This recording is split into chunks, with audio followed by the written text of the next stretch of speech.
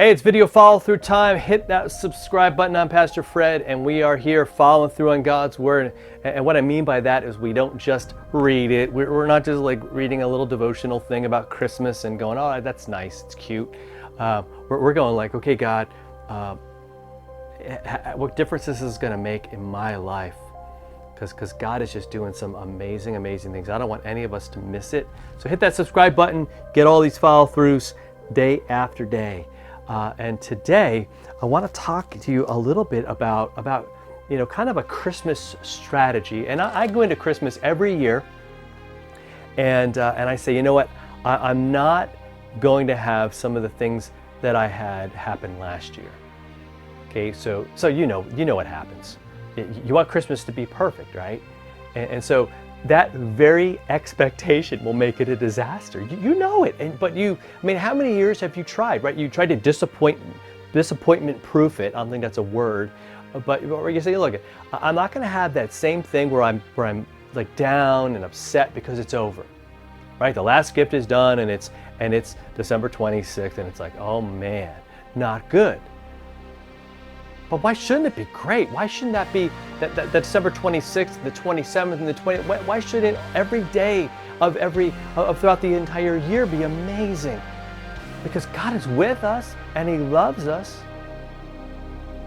See, I think the thing is that like we feel like, okay, Christmas time, leading up to this, right? We call it Advent, and we figure, we can kind of put all those bad things on hold and pretend they don't exist. And so we're going to be nice to each other and all that stuff.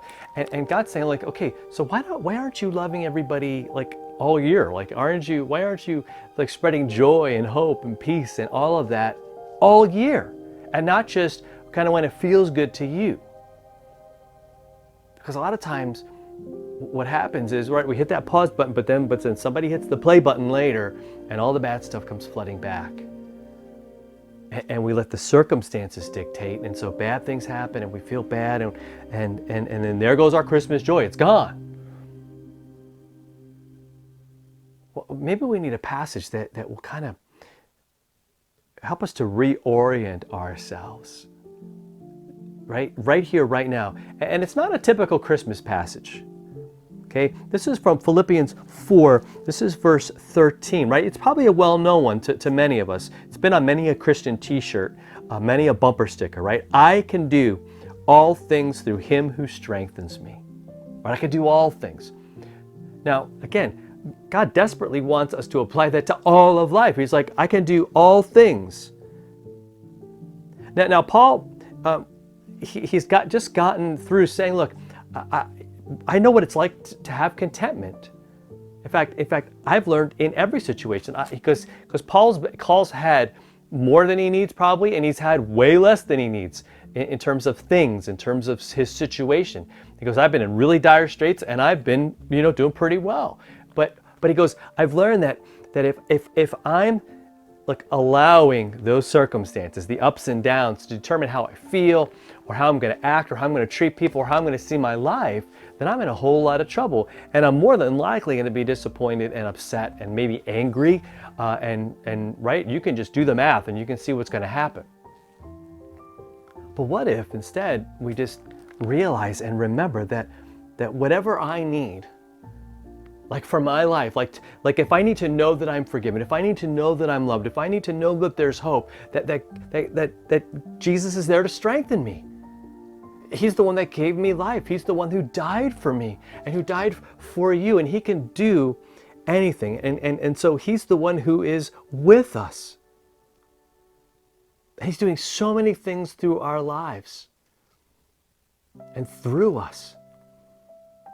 And He's there to strengthen us. And so He's saying, like, just remember that when all of this gets to be too much, everything going on in our world today.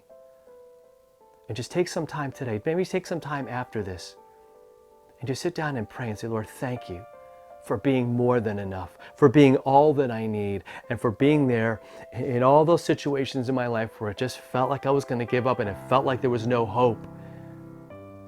Like, Lord, you came in and you reminded me that I am yours. You reminded me that I matter and that you're with me and that you're never, ever going to leave me. You will never, ever forsake me.